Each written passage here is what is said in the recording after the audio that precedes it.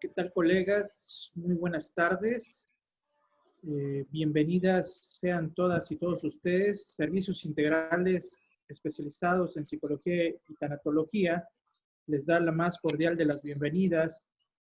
Agradecemos en verdad la confianza y la credibilidad que confieren al trabajo que venimos realizando, que se enfoca justamente en procesos de formación y, por supuesto, en la implementación de algunos discursos que intentan dar cuenta de las implicaciones de eso que nos convoca en el lugar de la consulta, ¿no? Al mismo tiempo, nos congratula la presencia de nuestro invitado especial. En este caso se trata del doctor Miguel Jorge Lares, a quien respetamos, apreciamos y admiramos en cuanto a la forma de cómo ha procedido en cuanto a la difusión de la lógica analítica. Y entonces pasaré a darle lectura a su reseña curricular. El doctor Miguel Jorge Lares es licenciado en psicología, se ha dedicado a la práctica y transmisión del psicoanálisis, se ha desempeñado como supervisor y docente en hospitales y servicios de salud de la República Argentina. Ha formado parte como admisor y coordinador de equipos institucionales de crisis y externación en el área infanto-juvenil. Ha sido autor del libro Juego e Infancia, coautor de Conversaciones con Jorge Fuckelman, Psicoanálisis, Juego e Infancia, y del establecimiento del texto de Ponerse en Juego. Seminario de Jorge Fuckelman en el Círculo Psicoanalítico del Caribe, además de ser autor de la obra Seminario de Guasave, Psicoanálisis aplicado a la infancia, compilado en México por la doctora Angélica Rábago Espinosa. Actualmente dicta un seminario permanente sobre psicoanálisis aplicado a la infancia y a la adolescencia en Argentina, Colombia y México. Asimismo, coordina grupos de estudio sobre psicoanálisis y un dispositivo de seminario sobre psicoanálisis lacaniano, Ateneo Clínico en la ciudad de Buenos Aires y en las localidades de Castelar, Junjipan y Florida. Entonces, le damos la más cordial de las bienvenidas, apreciable doctor Lares, y por supuesto le cedemos el lugar a la palabra. Lo escuchamos atentamente, doctor. Bueno, buenas noches aquí en la ciudad de Buenos Aires, buenas tardes en México. Un gusto estar conversando con ustedes y en especial un saludo afectuoso para el doctor René Muñoz Coutinho, quien tuvo la amabilidad. Le agradezco, doctor, esta invitación tan cordial a mantener un diálogo, una conversación sobre temas que nos interesan. Hemos tenido el gusto de conocernos personalmente, lo cual en esta época en la cual el encuentro personal está tan complicado, nos congratula saber que tuvimos la oportunidad de encontrarnos personalmente. Y además le agradezco al doctor porque en oportunidad de un congreso sobre violencia que se desarrolló en Tuxtla el año pasado, el doctor Muñoz Coutinho tuvo la amabilidad de presentar de manera brillante un libro que versaba justamente sobre la temática que vamos a conversar hoy: el psicoanálisis, infancia, juego, sexualidad y muerte. Por supuesto que en este agradable encuentro, al que he sido invitado por el doctor, va a ser posible dar algunas pocas pinceladas respecto a un tema que requiere mucho tiempo de dedicación. Pero el doctor Muñoz Coutinho me ha propuesto que comparta con ustedes al menos algunas coordenadas que sirvan de introducción a esta temática, en la esperanza de que aquellas personas que se sientan interesadas por esta perspectiva que vamos a aportar tengan la posibilidad luego de ahondarla. Como decía el doctor, yo me encuentro en la ciudad de Buenos Aires en este momento. Estamos en una situación de aislamiento desde el 20 de marzo. Bueno, todos atravesados por esta crisis pandémica, con lo cual yo también quiero enviar un cariño, un afecto a los compañeros y las compañeras de México. Yo yo tengo un gran aprecio por la tierra mexicana y he podido consolidar algunos lazos que para mí son muy, muy interesantes. Bien, para comenzar a hablar de juego, infancia, sexualidad y muerte, he decidido contarles 3 historias que involucran a la niñez para que sean esas historias las que luego nos guíen hacia aquellos conceptos que deseo transmitirles. En esta propuesta que hemos organizado con el doctor Muñoz Coutinho, hemos quedado que puede tomar la forma de un diálogo, así que yo le he invitado al doctor que si en algún momento de lo que yo estoy comentando él quisiera intervenir, preguntarme algo o aportar alguna reflexión, que por supuesto que lo haga, porque nos interesa que tome la forma de un conversatorio también esta actividad. Le decía que quería transmitirles inicialmente 3 historias que involucran a la niñez. A la primera la voy a llamar campo de concentración. Se trata del pasaje de una obra llamada La Tregua, escrita por un autor italiano llamado Primo Levi, una obra en la que narra su experiencia de confinamiento cuando se encontraba en tránsito hacia Italia después de haber sido prisionero del campo de concentración de Auschwitz. Introduzco aquí una nota a pie de página. Durante la Segunda Guerra Mundial, entre 1939 y 1945, Alemania, bajo el gobierno de Adolf Hitler, implementa lo que dio en llamarse la solución final de la cuestión judía. Ese fue el nombre del plan, que consistía en llevar a cabo la eliminación sistemática de la población judía europea.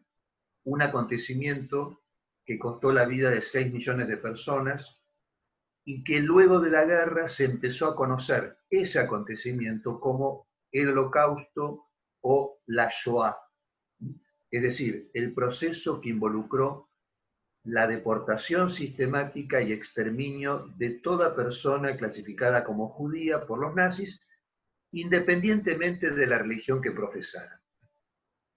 En esa época de la guerra, Italia estaba gobernada por Benito Mussolini.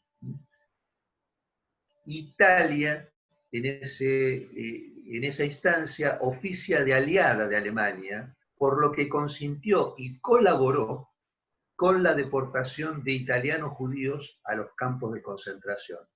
En ese contexto, Primo Levi, el autor que yo quiero citar para ustedes, comenta esta historia que paso a narrar.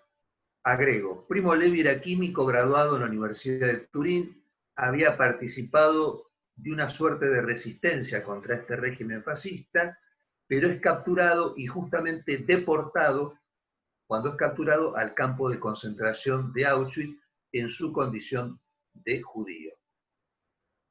En un pasaje de La Tregua, un libro que fue publicado en 1962, Primo Levi da testimonio de un niñito que conoció en esas circunstancias, un niño que no era hijo de nadie, se desconocía su origen, también se desconocía su nombre, con lo cual su corta vida, que era aproximadamente de 3 años, bordeaba el anonimato. Nadie sabía nada de él. No hablaba, y comenta Primo Levi que sus ojos parecían perdidos en esa cara demacrada, ¿no? Y estaba, digamos, atrapado en la tumba de un mutismo, este niño, que además se encontraba paralizado de la cintura para abajo, tenía las piernas atrofiadas, delgadas como palitos.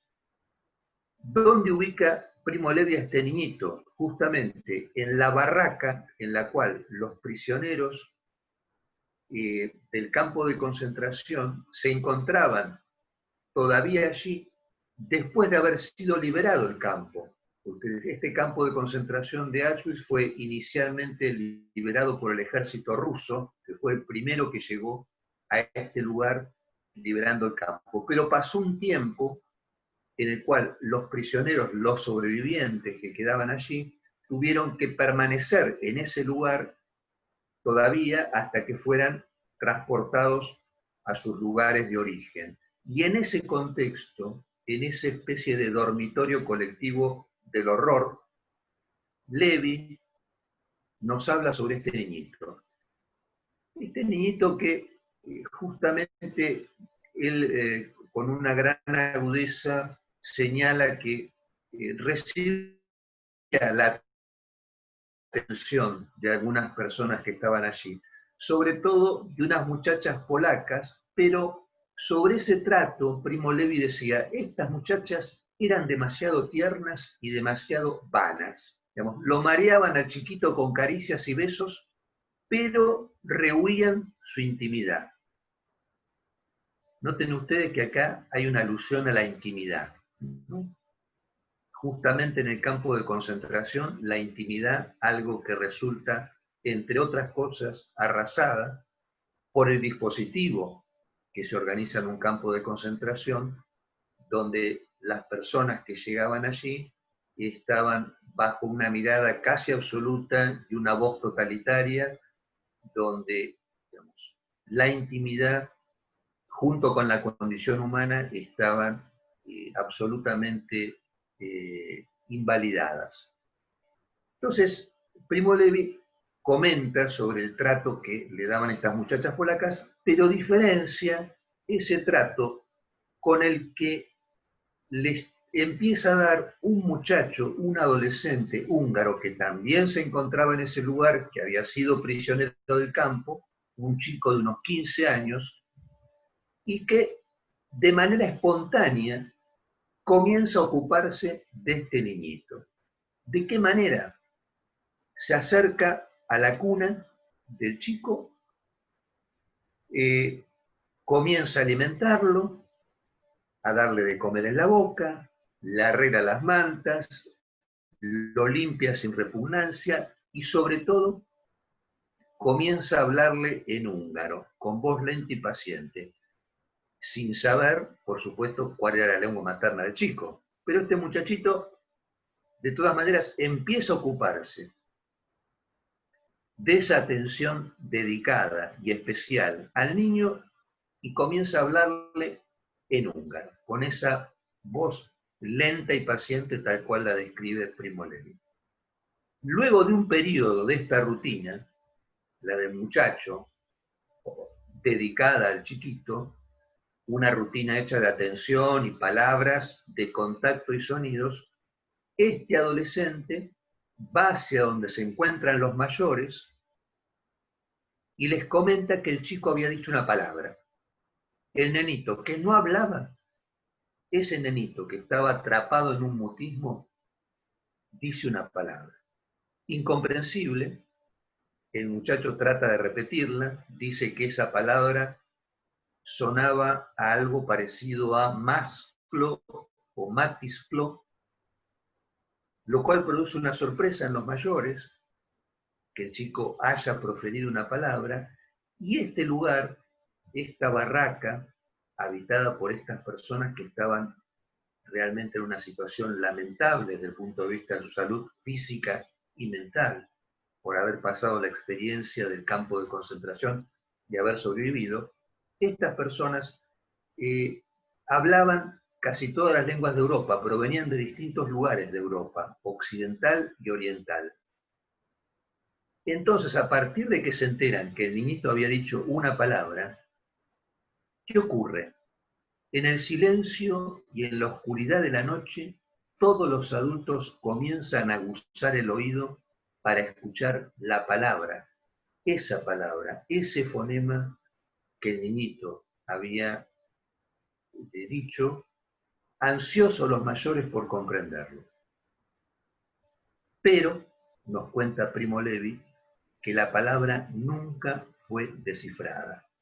Y en marzo de 1945, antes de que estos prisioneros ya liberados abandonen el campo, el niño muere.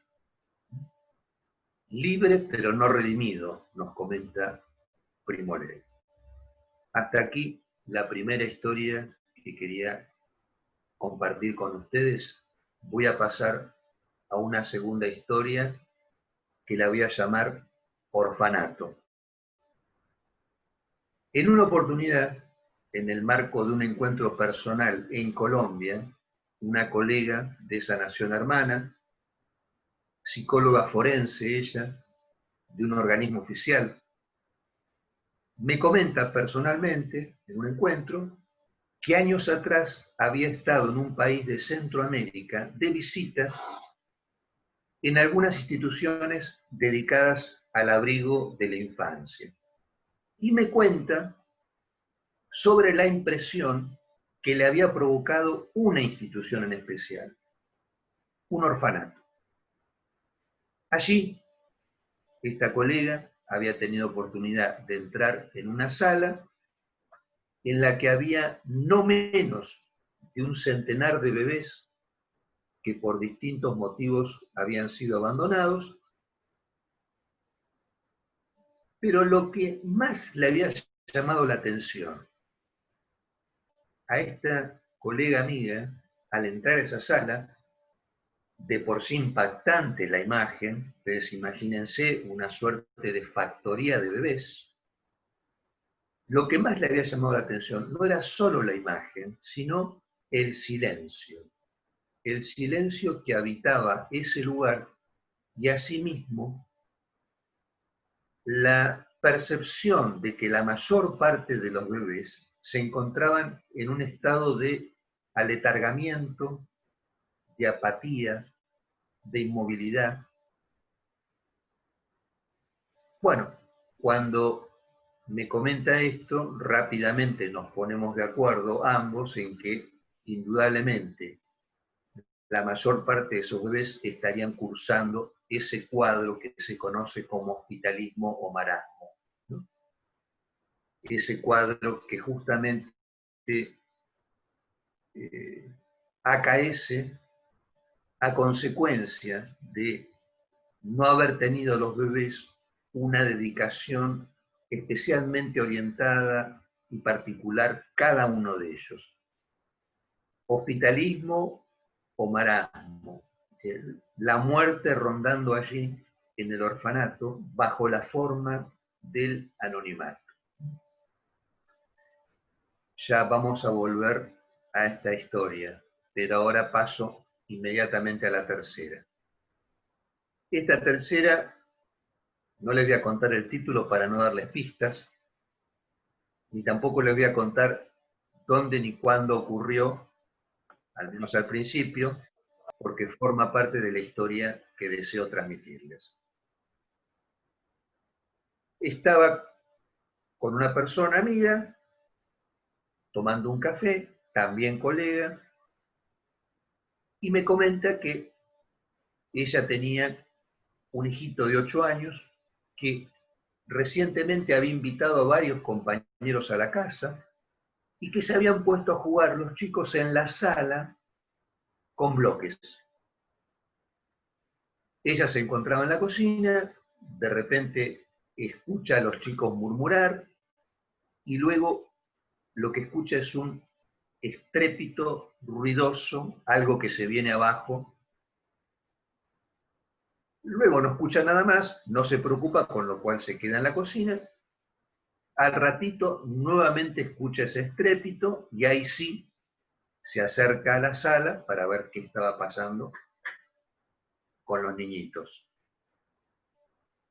Resulta que estos niñitos lo que estaban haciendo era armar una construcción con los bloques, con mucho trabajo, con mucha dedicación, y cuando terminaban de construir, tiraban abajo lo que habían hecho.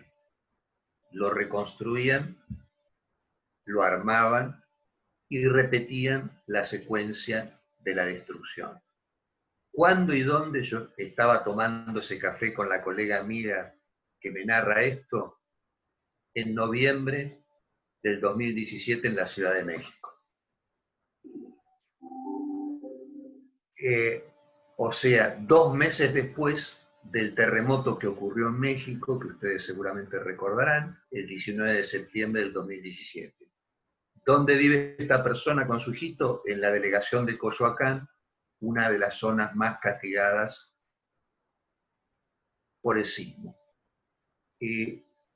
La escena del juego de su hijo y los compañeros que me comentó cuando tomábamos ese café en Coyoacán, por supuesto que se desarrolló un tiempo después del día del sismo.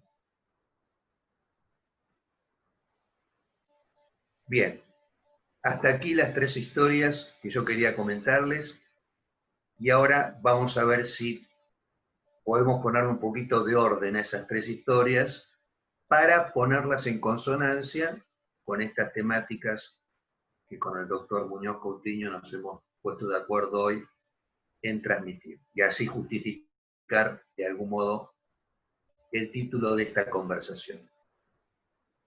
Sobre el nenito del campo de concentración y su cuidador, la rutina que empieza a aplicar el muchacho que lo asiste, que se llamaba Gene, este muchacho, esa rutina de sentarse al lado del pequeño, permanecer inmune al cuadro trágico del niño, alimentarlo, arroparlo, limpiarlo sin asco y con voz lenta y paciente hablarle en húngaro, comienza a poner en juego esa rutina algo del orden de un ritmo, de una cadencia y de una melodía que no podemos menos que ligarla, esa cadencia, esa melodía y ese ritmo, al lenguaje. El arrope, la alimentación, el hablarle y mirarlo de un modo dedicado, forma parte de una operatoria. Y es la operatoria que uno espera de la función parental. Una operatoria que bien podríamos decir que va de la interpretación a la improvisación. De algún modo, la dedicación puesta a un bebé, a un niño pequeño, supone una interpretación, porque estamos de alguna manera interpretando aquello que manifiesta el bebé o el niño pequeño como un llamado, como una demanda. Y eso ocurre desde el origen. De algún modo podríamos decir que en los bebés, desde el origen, el grito está perdido, porque el grito siempre es llamado, el grito siempre es demanda. El grito siempre está afinado, se podría decir, para aquellos que se interesan por la música. Y lo que se transmite justamente en esa interpretación es también una improvisación, porque de alguna manera los niños pequeños, los bebés, también suponen que uno deba a veces salir de lo que interpreta e improvisar y estar en apuros a veces respecto de cómo interpretar las manifestaciones de un niño o de una niña pequeños. Lo que se transmite además en esa interpretación e improvisación es un deseo, pero junto con ese deseo también vacilaciones, incertidumbres, tropiezos, e importa que sea así, porque de alguna manera lo que esperamos también de la función parental no es un dispositivo en el cual esté todo escrito y no se equivoque. Más bien lo que esperamos es que se ponga en juego la castración de aquellos que han decidido hacerse cargo de la función parental. Porque poniendo en juego su propia castración, los mayores establecen una delimitación. Insisto, poniendo en juego su propia castración, que es lo que esperamos, los adultos establecen una delimitación entre 2 dimensiones. Aquella que atañe a la escena, que yo provisoriamente voy a llamar escena del juego, para después avanzar sobre esa calificación, una escena que atañe a la escena del juego y aquella dimensión que concierne al vínculo que mantienen los mayores con la verdad. Digo, esta delimitación que posibilitan los mayores abre aguas respecto a dos dimensiones. En una dimensión se ubica el juego y con el juego se ubica la infancia, y en otra dimensión se ubica la relación que los mayores mantienen con la verdad. ¿Qué es la verdad para nosotros los mayores?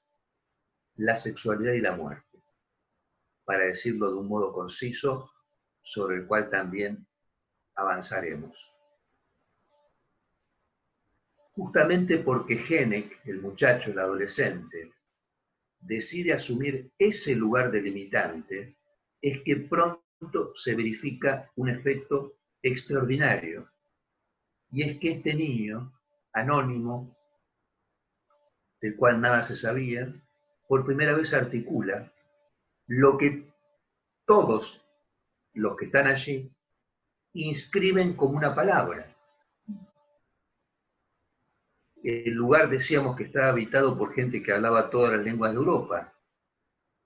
Y fíjense qué efecto extraordinario tiene ese fonema que los adultos en la noche aguzan el oído esperando que esa palabra pueda ser descifrada y esa palabra ilumine la oscuridad, no solo de la noche, sino de la experiencia de todos en esa situación horrorosa del confinamiento en el campo de concentración.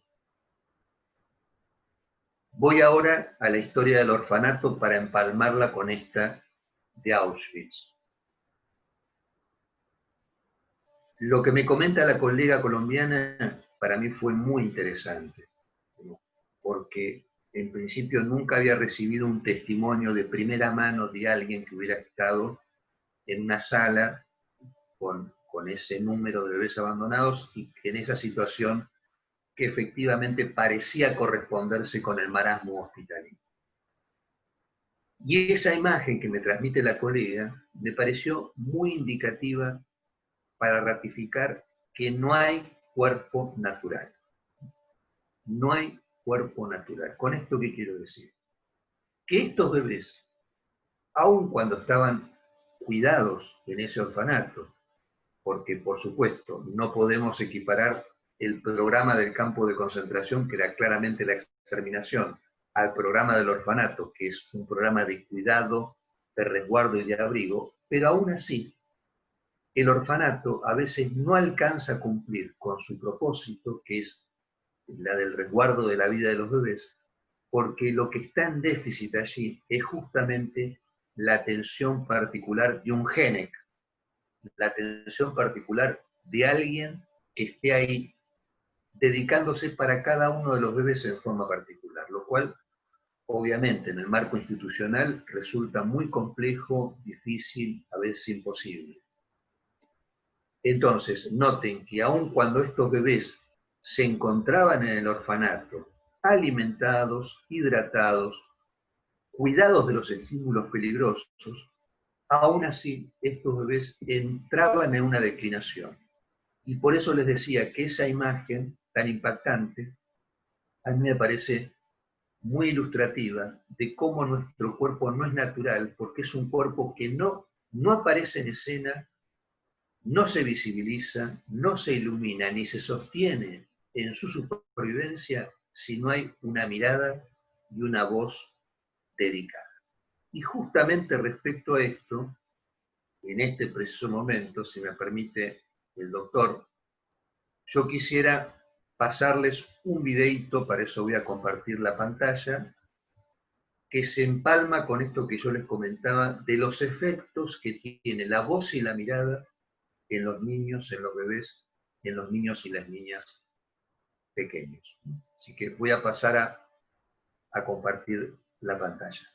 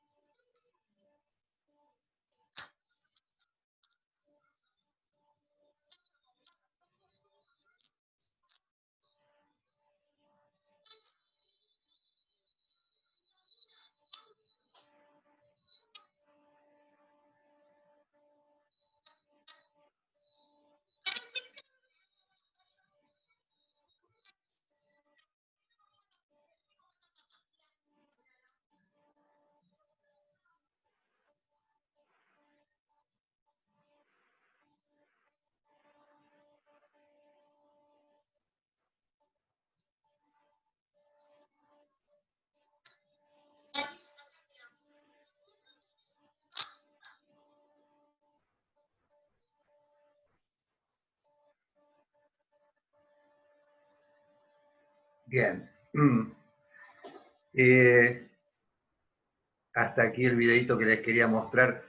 Espero que hayan podido apreciar en estos videos que corresponden a bebitos de distintas nacionalidades el efecto cautivante que tiene la voz y la mirada en los niños pequeños, en los bebés, de manera prematura, cómo la voz captura, cautiva este cuerpo que no puede dejar de responder,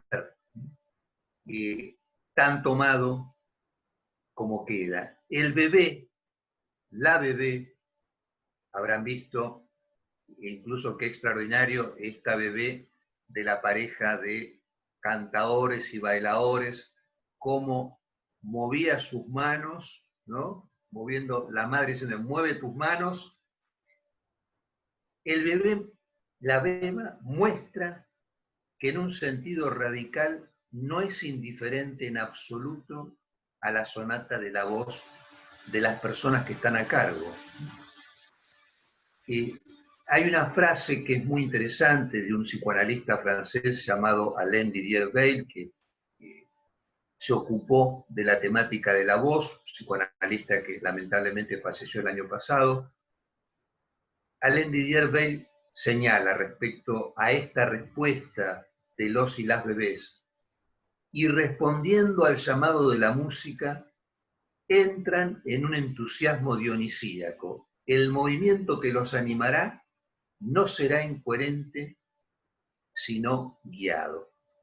El apel de la música, el llamado de la música, según esta feliz expresión de Alain Didier-Weil, canta la cadencia primordial de una voz que, encarnada en la familia, trasciende a la familia, porque es una voz que viene con el linaje, con la tradición, con las generaciones, captura y cautiva y pone en escena, visibiliza el cuerpo de los bebés, en una rítmica que indudablemente merece vivir en la melodía. Y además queda atestiguado que esa voz envolvente, esa voz invasiva, por otra parte, posesiva, noten ustedes qué interesante en el primer video, cuando apreciamos el señor que tenía al bebé muy pequeñito, recién nacido, y comienza a hacer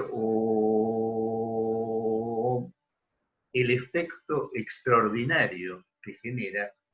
¿Por qué? Porque esa voz, que es una vocalización además, de alguna manera se podría decir que es una voz que tiende a ser excesiva para el bebé, tan excesiva que el bebé hace lo que los bebés suelen hacer cuando están expuestos a estímulos muy excesivos, que se duermen. Ustedes tendrán la experiencia seguramente, que los bebés cuando están en situaciones donde hay una estimulación muy importante, sobre todo si son pequeños, tienden a dormirse como un modo de protección. Entonces decía, esta voz que envuelve al bebé no nace en el instante que nace, sino que está presente incluso mucho antes que pueda ser su emisor. Sabemos que en el útero, digamos, la formación de los órganos correspondientes a la audición son los que más tempranamente se desarrollan, y justamente desde un momento muy temprano en el útero también hay una posibilidad de escuchar. Y en lo que respecta al alojamiento justamente de los bebés, debemos hacer notar que esta voz a la cual estamos haciendo referencia no solamente tiene que ver con la sonoridad. Esta voz que atañe al lenguaje se transmite en las caricias, en el abrazo, en el arrullo, en el arrope. Eso que pone en escena el muchacho adolescente en este niñito anónimo, que está hecho de contactos, de limpieza, de alimentación, conlleva una voz. Aun cuando sea en silencio, la voz está presente, y esa voz es la que opera de alguna manera visibilizando a la infancia, ¿no? Y como decía antes, proveyendo además una delimitación, un más allá y un más acá en esa puesta en escena.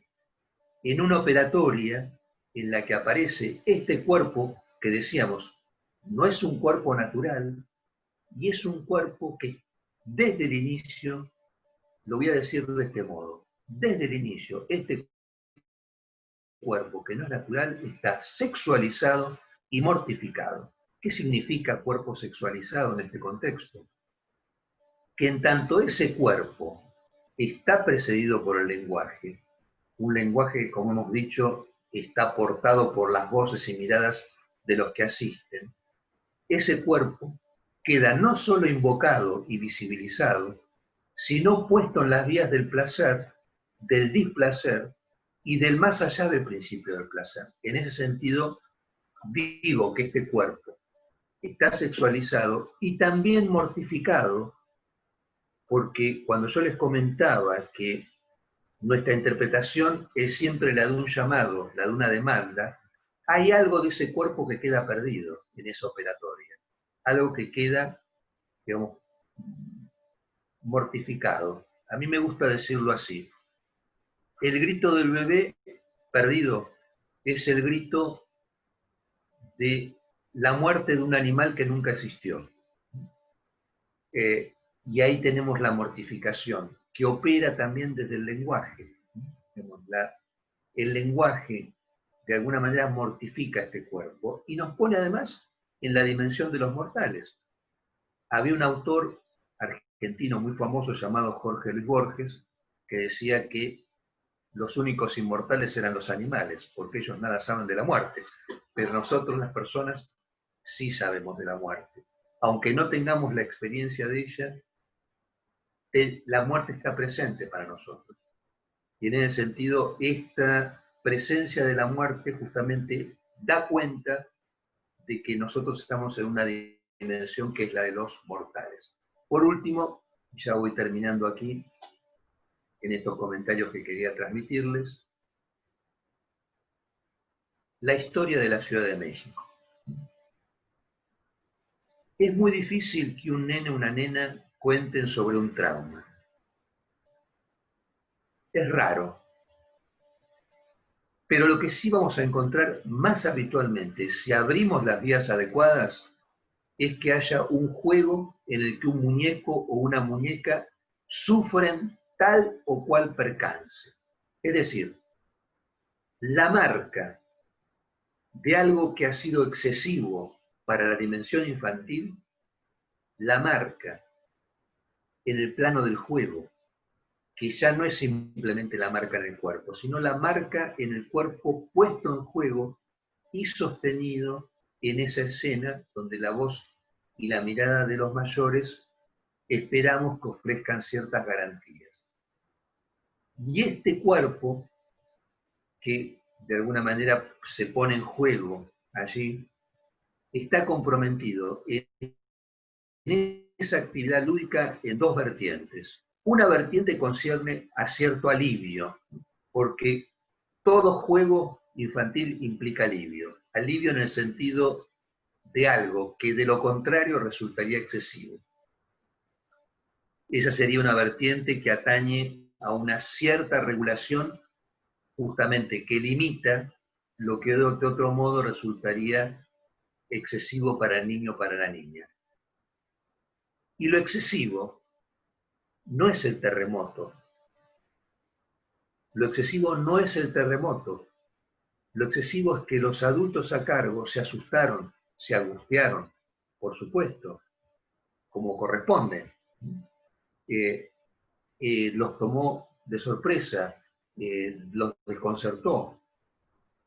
Y más teniendo en cuenta este sismo que ustedes saben bien que tomó de sorpresa a la Ciudad de México en un día en el cual justamente se conmemoraba aquel otro fatídico terremoto del año 85, se habían hecho unas pruebas, unos simulacros en la mañana, y resulta que en las horas del mediodía aparece este terremoto, además desde una zona que no estaba conectada con sirenas porque allí nunca había ocurrido un terremoto, con lo cual, bueno, Imaginemos, ustedes por supuesto lo podrán imaginar porque han tenido esa experiencia, me la han contado en Chiapas además, pero lo excesivo para la infancia en esa situación no es el terremoto, sino los mayores, angustiados, preocupados, aterrorizados por esta situación que los excede a ellos mismos.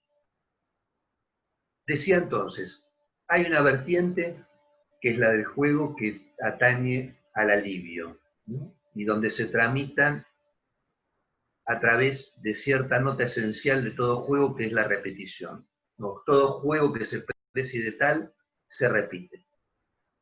Y en ese sentido, cada juego es el mismo y cada juego es distinto en una trama en la cual está atada una dimensión simbólica, en esa repetición. Pero hay otra consideración en el juego que atañe a que todo juego infantil connota algo del orden de la satisfacción y de la curiosidad sexual. Esta perspectiva de una satisfacción que se pone en juego en la actividad lúdica, pero algo que no termina de ser domesticado, que no puede subsumirse en esos elementos simbólicos que forman parte de la repetición del juego, esa perspectiva de la dimensión de satisfacción atañe justamente a algo que no puede terminar de metabolizarse. Y por otra parte, todo juego implica un montaje, una puesta en escena.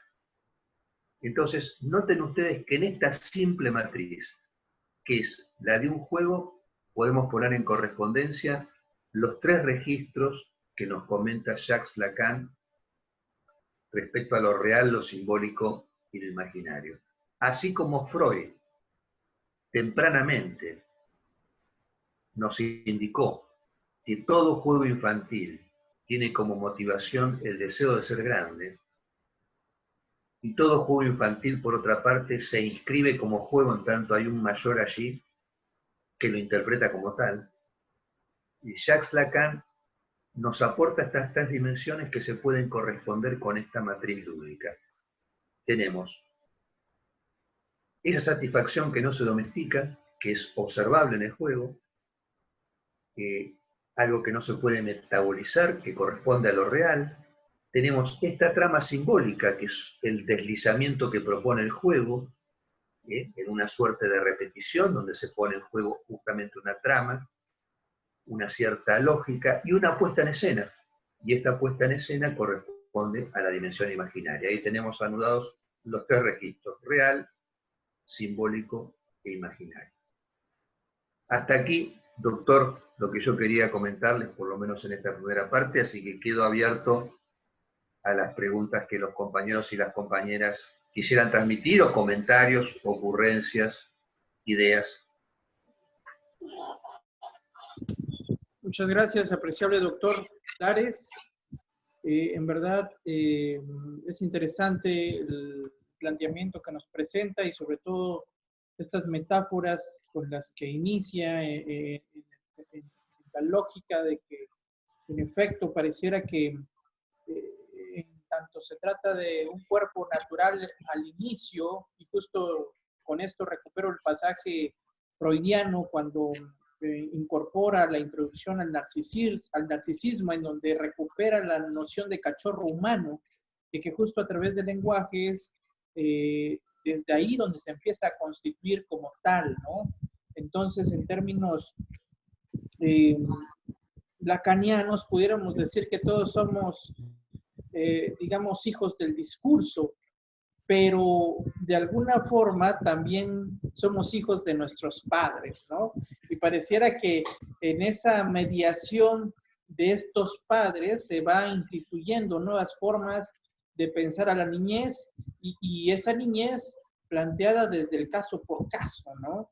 Entonces, sin embargo, pareciera que el niño no puede decir más que a través del juego, pero tampoco los padres saben de lo que puede estar aconteciendo frente a ese cuerpo que empieza a sintomatizar, y entonces nuevamente se deja entrever esta incorporación del orden del inconsciente, ¿no?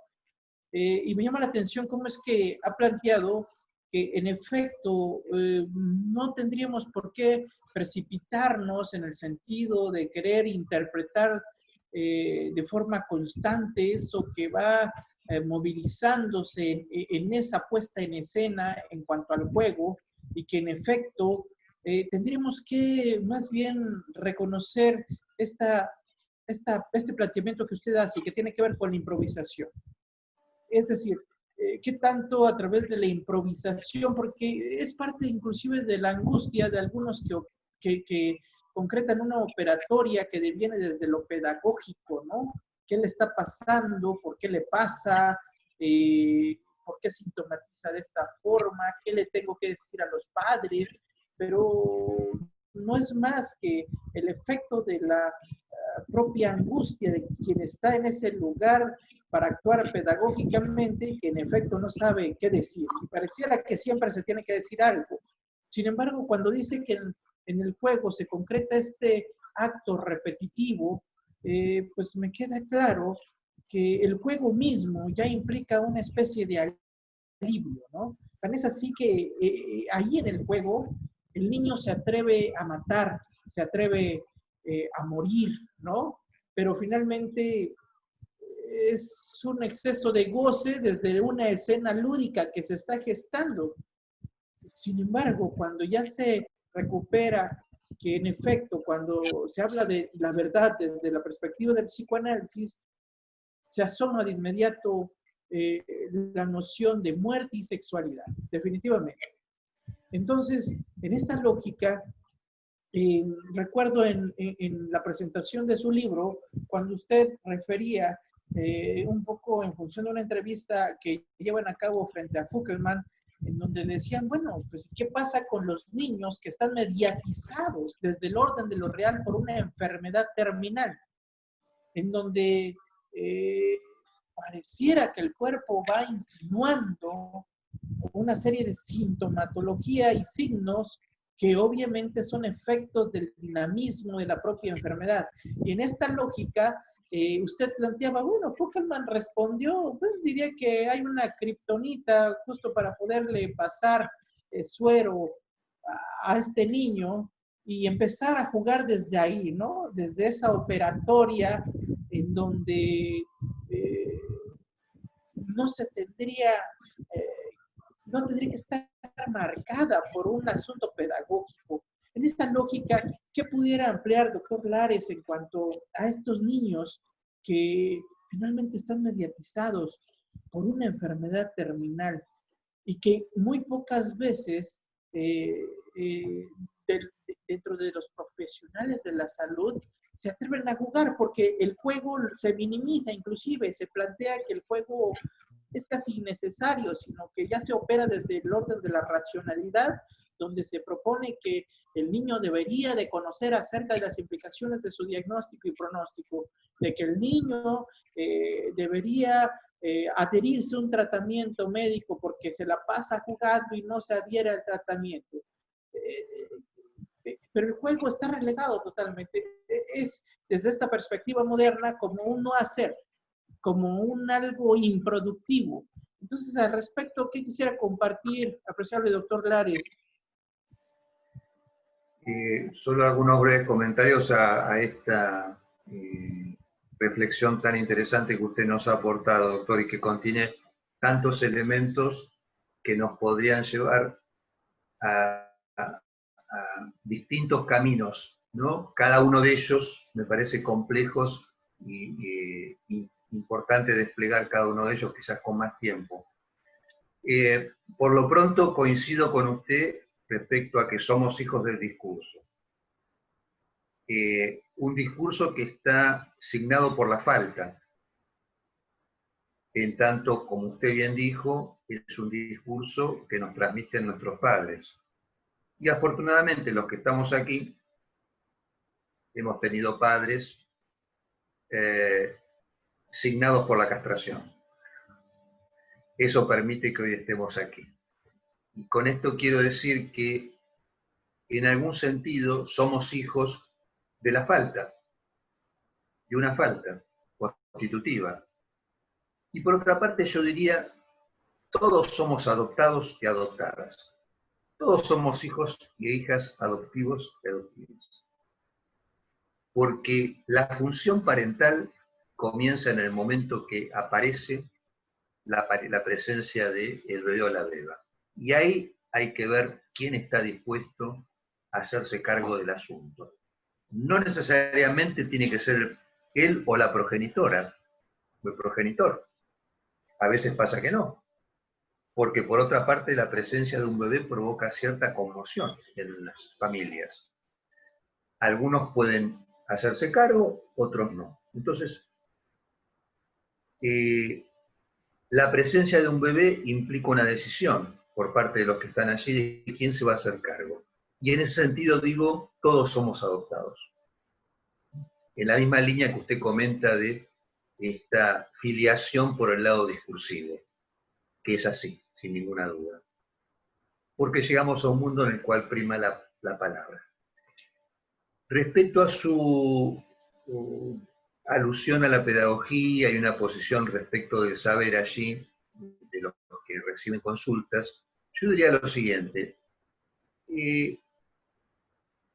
La posición que a nosotros nos parece la más adecuada es aquella en la cual ofrecemos no lo que sabemos, sino lo que no sabemos. Si vienen los papás, viene una familia a consulta, llegaron porque se ha generado un vacío en el saber de la familia. No esperamos que los padres lo sepan todo, en absoluto. Sí esperamos que la función parental se haga cargo de sostener lo que no sabe, pero a veces ocurre, por distintas circunstancias, que no se puede sostener esa posición de no saber de parte de los padres, y ahí, en el mejor de los casos, acuden a una consulta. ¿Cuál es la propuesta nuestra en el dispositivo que ofrecemos? Ubicarnos en el lugar de una docta ignorancia. Una docta ignorancia, condición fundamental para poder escuchar. Si nosotros no tenemos para ofrecer un saber en falta, vamos a tener una dificultad en escuchar porque lo que vienen a contarnos estas personas no está escrito en ninguna parte. ¿Qué es lo que no está escrito? ¿Qué significa para estas personas un hijo, una hija, un niño, una niña? Entonces, me parece que ahí hay una ética que propone el psicoanálisis sobre todo, que es la de ubicar en el inicio un saber en falta, del lado de quien recibe la consulta. Sostener esa posición implica cierto malestar, sin ninguna duda. Yo creo que ese malestar está en la base del rechazo que encontramos en otros abordajes respecto del psicoanálisis. Porque obviamente, si uno tiene que sostenerse en el lugar de no saber, es mucho más complicado que estar ubicado en el lugar donde se tiene un manual en el cual está escrito lo que hay que hacer o decir. Y respecto a lo que usted decía de la posición del juego, me parece que en esa oferta que nosotros proponemos en el dispositivo, hay una entrega nuestra, que es a la de escuchar sin saber, o a la de jugar sin saber a qué estamos jugando o de qué la estamos jugando. En la esperanza de que lo que esté por advenir ubique de qué la estamos jugando y de qué juego se trata. Por eso yo digo que nuestra posición está ubicada en un lugar en el cual hay dos faltas en juego, entre algo que ya no es y algo que aún no es. Lo que ya no es, digamos, cuando escuchamos, tenemos que ubicarnos en un lugar en el cual ya no es. Lo que sabemos quedó perdido. Y nos ubicamos a la vez en un lugar de algo que todavía no ha acontecido, justamente que está en la esperanza de esos significantes que estarán por advenir, que podrán tener alguna función de representación de ese sujeto, que es el que especifica la tarea nuestra, porque en realidad quienes nos dedicamos al psicoanálisis estamos interesados justamente en este sujeto que está especificado muy claramente desde el psicoanálisis y que nos invita, en este momento, por ejemplo, en el que estamos atravesados por la crisis pandémica, nos invita a no abandonar la lectura de la estructura, no abandonar la lectura de la estructura, pero por otra parte, no dejar de estar atentos a los significantes que se van entramando en este acontecimiento tan particular que es la pandemia global. Entonces tenemos ahí una doble tarea, la de no abandonar justamente la lectura de la estructura de este sujeto que especifica nuestra lectura del psicoanálisis, y por otra parte no dejar de estar atentos justamente a los acontecimientos que se van enlazando con la época. Porque, dijera Jacques Lacan en algún lugar, quien no una el horizonte de su práctica con el horizonte de la época, que mejor abandone la práctica.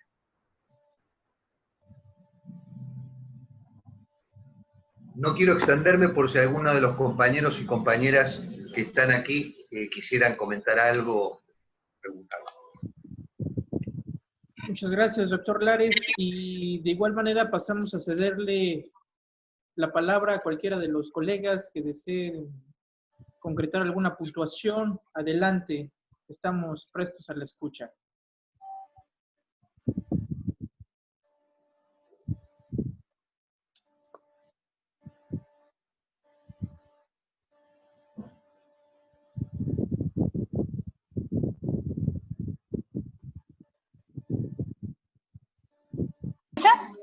Sí, por supuesto. Hola, ¿qué tal? Buenas tardes. Pues primero que nada, muchas gracias por la invitación a esta reunión. El tema que tocaron es muy interesante, realmente. Y pasando a la duda que tengo, va acorde a lo que ustedes mencionaron, pero es una duda como que al hecho más actual. ¿Cómo considerarían, en perspectiva de la pandemia, que hay un afectamiento, evidentemente, ¿no? Pero se puede ver que se apreciaría como en alguna de las etapas de duelo. Entonces, ¿ustedes cómo percibirían a través del psicoanálisis que esta afectación pueda, válgase la redundancia, afectar?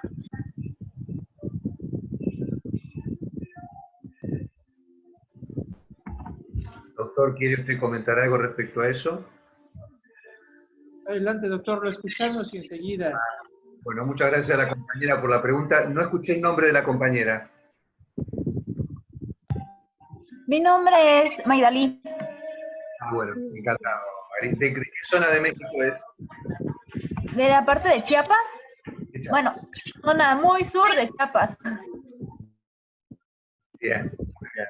Bueno, un gusto estar en contacto. Y, mire, yo voy a responderlo de esta manera. Me parece una inquietud muy interesante porque justamente atañe algo que está atravesando nuestra experiencia cotidiana, personal y profesional. Y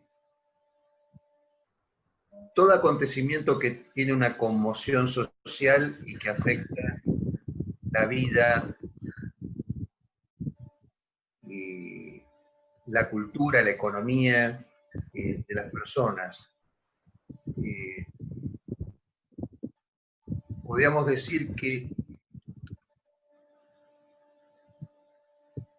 genera una sorpresa, un asombro, una perplejidad, un desconcierto desde ya, y pone en juego las posibilidades de cada uno de metabolizar simbólicamente lo que está ocurriendo. Con esto quiero decir que en tanto tenemos el recurso de la palabra, es por esa vía que quizás tengamos la oportunidad de comenzar a armar un relato sobre lo que está ocurriendo. Lo que es interesante de considerar es que seguramente vamos a corroborar los efectos de lo que está ocurriendo hoy dentro de 40 años. Lamentablemente yo no voy a estar para comprobarlo. Muchos de ustedes sí. Me da cierta pena decirlo, pero no voy a estar. Pero acá hay casi todas las personas que están presentes son jóvenes, así que les pido por favor que tomen nota dentro de 40 años sobre algo que va a ocurrir, y es el retorno de los efectos de esta crisis a nivel mundial en esos bebés o pequeñitos, hijos de los bebés y pequeños de la actualidad, dentro de 40 años.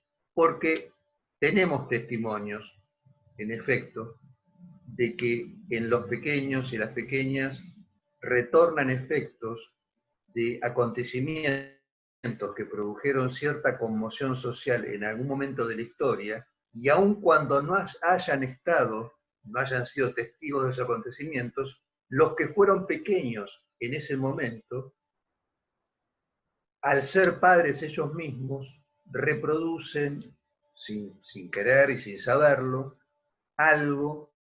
alguna problemática inconsciente que no terminó de tramitarse o de resolverse, y que retorna como un efecto inesperado en los hijos o las hijas.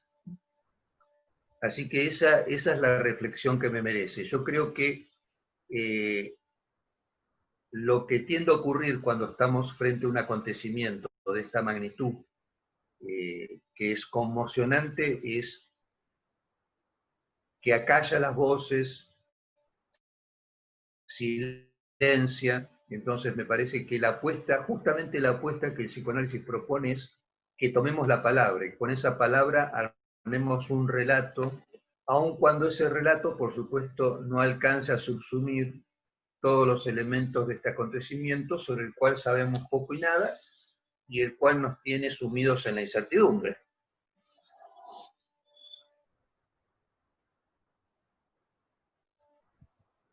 Doctor Lara, muchas gracias. Quisiera hacer un complemento frente a su planteamiento, en donde un poco recuperando lo que propone la colega Maydalí, pues definitivamente lejos de pensar en una especie de tipificación en términos de lo que implica ese proceso de duelo, más bien se tendría que reconocer que hay una condición melancólica que se está jugando actualmente y que en efecto no sé si sea posible tipificar. Y cuando me refiero a tipificar, estoy recuperando esta noción de las etapas de la que planteaba, en donde coincido con el doctor cuando plantea que de los efectos de la pandemia no sabemos nada. Sabemos que hay una serie de significantes que se están jugando a nivel social y que por supuesto están generando un efecto. En términos muy ligeros pudiésemos plantear que sabemos que existe porque ha sido nombrado, un poco recuperando esta noción que se relaciona con el hecho de que la cosa no existe, no hasta el momento en el que se nombra. Entonces, tenemos acceso a saber a ese nombramiento, sin embargo, de su dinamismo, de su manifestación, hay un desconocimiento como tal. Tan es así que ni siquiera la propia ciencia puede dar fe y legalidad, ni siquiera la propia ciencia puede precisar certezas en este momento.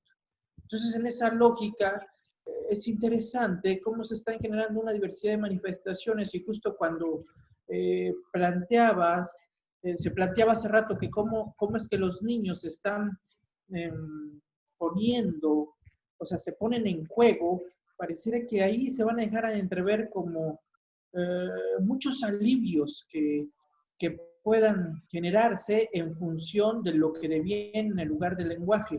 Sin embargo, no no creo que sea tan sencillo el asunto de precisar en qué etapa se encuentra, ¿no? Entonces, en esa lógica, considero que el cuerpo en este momento está hablando, pero por supuesto tendremos que pensar que, se irá articulando a través del lenguaje diversas formas explicativas respecto a la pandemia que nos mediatiza actualmente. Y en esta lógica, creo que tenemos que cederle el lugar a la palabra. Hemos de reconocer que se han propuesto técnicas, métodos que se relacionan con el hecho de poder mitigar ciertos malestares. Sin embargo, creo que los malestares se tienen que legitimar en estos contextos y que entonces, en efecto, como bien lo planteaba el doctor, ¿no? Tenemos que dar cuenta, tenemos que darle una lectura a lo que está aconteciendo actualmente y entonces esperar a saber, a partir de los efectos que se concreten en cada uno de los sujetos, ¿no? Que esto se sabrá a posteriori, porque ya se tendrá acceso a la escucha una vez que dejes los estragos, los propios efectos de la pandemia, ¿no? Entonces, hablar de una etapa de duelo como tal, creo que es un poco complejo en estos momentos. Pero bueno, le continúo cediendo la palabra al doctor o bien a algún otro, no sé si quisiera hacer una retroalimentación, colega Maidalí. Muchas gracias por la aclaración y por el aporte que me brindaron. Esto me brinda tener una nueva perspectiva. O sea, nosotros lo estábamos viendo desde un enfoque social, pero un poco más estrecho, más cuadrado. Pero con lo que ustedes bien han mencionado, hay una dimensión nueva que excavar, válgase la redundancia. Y pues nada, que muchas gracias por su apoyo y por sus aportaciones. Yo agregaría solo esto, doctor. A nosotros que tenemos un interés en la salud, en la educación, el trabajo social, creo que nos toca en este momento salir de la perplejidad y del asombro y no abandonar la reflexión. Eso por un lado. Frente a este virus que es invisible, que es inaudible, pero como invisible que es ha visibilizado muchas cosas, y como inaudible que es ha hecho escuchar otras. Y en ese sentido, yo diría que también debemos estar atentos a que lo que visibiliza este virus son aspectos sociales, económicos y políticos que quedan interpelados por esta crisis en cada país y que deben llamar a reflexión. Y por otra parte, haciendo pie en lo que usted decía, yo creo que, supongamos, si el virus, lo voy a poner en estos términos, si el virus nos está gozando, podríamos decirlo así, si el virus nos está gozando, después corresponderá a cada uno donde se goce, impacta y se articula con el modo en el cual hemos sido gozados, en aquellos puntos en los cuales hemos sido fijados en la satisfacción parental, que nos corresponde a cada uno. Porque como bien sabemos, pasar por la infancia implica una alienación necesaria, imprescindible, inevitable.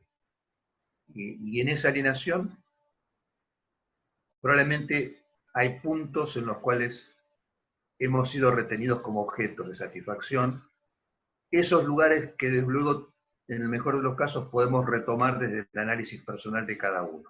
O sea que esta situación, que tiene un efecto global, también, como usted bien señalaba, debe retomarse después en cada uno desde aquellos lugares que están vinculados al goce y cómo operan cada uno de esos.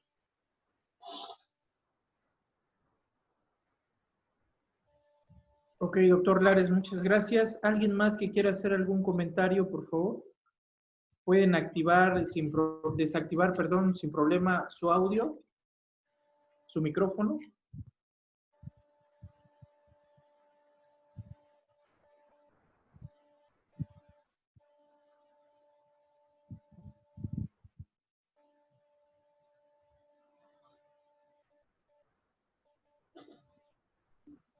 Buenas. Quiero enviar un saludo a la colega Erika Monroy, que es de la Ciudad de México, que está allí, veo en la lista de las personas que han participado. Una compañera con la que hemos organizado varias actividades en la Ciudad de México, a la que le tengo mucho afecto. Un saludo, Erika. Ok, yo quisiera comentar algo. Hace rato mencionó usted, doctor, que mientras haya un juego, bueno, el juego es, en este acto lúdico que denominamos juego, tiene que haber un adulto quien interpreta el acto como tal para que se pueda tomar en cuenta como juego, ¿no? Pero en este caso, en esta situación de la pandemia, hablando un poco de la clínica, ¿cómo podríamos trasladar nuestra práctica? Porque se sabe que una alternativa es hacer sesiones de manera virtual, ¿no? Y es un poco más fácil con un adulto, se podría decir, pues el adulto tiene un lenguaje estructurado y todo, ¿no? A diferencia del niño, y sabemos que algo fundamental en la práctica con los niños es el juego, pero ¿qué alternativa podría ser o cuál es la posición que deberíamos de asumir nosotros como psicólogos o quienes intentamos de alguna manera recuperar esta noción que invita el psicoanálisis, ¿no? ¿Qué podría ampliar acerca de eso, doctor? Y le agradezco la pregunta, Jesús. Yo diría en principio que si la demanda de los padres, la que inicialmente originó la consulta, se mantiene, digamos, hay una demanda que se sostiene y está dirigida a aquellos a quienes han consultado, me parece que nosotros debemos hacer lugar a esa demanda que permanece, aun cuando tengamos que hacerlo por medio de dispositivos. O sea, ahí tenemos que tener en cuenta que si los padres siguen solicitando de nuestra intervención, ahí tenemos un lugar que seguir ocupando, que está relacionado con esa demanda parental. Y por otra parte, sí debemos distinguir que aun cuando se trate de una consulta en la cual el dispositivo oficia de mediador, es interesante diferenciar que no es lo mismo el niño jugando solo con un dispositivo que cuando el dispositivo es un medio de contacto con el analista que se ha propuesto ahí para seguir jugando. Quiero decir, porque si el analista ahí se propone todavía como un sostén de la escena de juego, el analista no es un dispositivo. Con esto quiero decir, el analista no es un lugar en el cual todo está escrito de antemano como en el dispositivo. Digamos, donde los juegos están predeterminados. La presencia del psicoanalista, aún mediando con un dispositivo, esa intervención, lo que propone es la equivocación, la duda, la vacilación, la dificultad, de la cual se hace cargo el analista. Y eso es lo que hace diferencia en esa instancia, aun cuando se planteen estos términos que no son los más deseables, que serían a través de un dispositivo. Pero me parece que por la experiencia que yo estoy recogiendo en estos ya más de 60 días de aislamiento, la mía propia y la de colegas con los cuales estoy en contacto y que me transmiten cómo les ha ido, colegas que supervisan conmigo. La dificultad está al lado nuestro. Y en general lo que encontramos es que los niños y las niñas muestran cierta plasticidad en estas circunstancias. Y si hay alguien que está dispuesto a inscribir lo que está pasando como juego, los niños ahí se muestran cordiales, amables, digamos, prestos a entregarse de escena lúdica. Y por otra parte, creo que hay que tener en cuenta esto, que si justamente para los padres la presencia del analista, aún en este contexto, resulta importante para sostenerse ellos mismos en este momento, en la escena familiar, quiero decir, si nosotros seguimos jugando con el neno o con la nena, y eso tiene una función, digamos, colateral, que es la de llevar tranquilidad a los padres, en este momento tan especial donde los padres están mucho más tiempo en la casa que lo que lo hacen habitualmente, ¿no? Con la dificultad que eso implica, si está en juego en eso, merece también la continuidad de esta consulta, aún en este medio virtual, ¿no?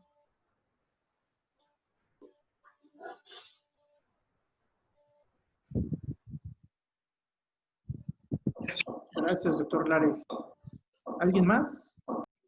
Muchas gracias, doctor.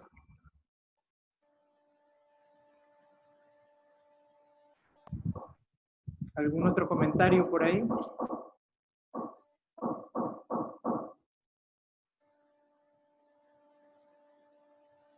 Ok, perfecto. Bueno. Parece ser que... Bueno. Ok. Ya no existen comentarios. Doctor Lares, no sé si quiera comentar algo más ya para ir concluyendo, un poco respetando sus tiempos y el tiempo de los participantes. Bueno, un saludo afectuoso para los compañeros y compañeras que participaron. México está en mis pensamientos y en mi corazón.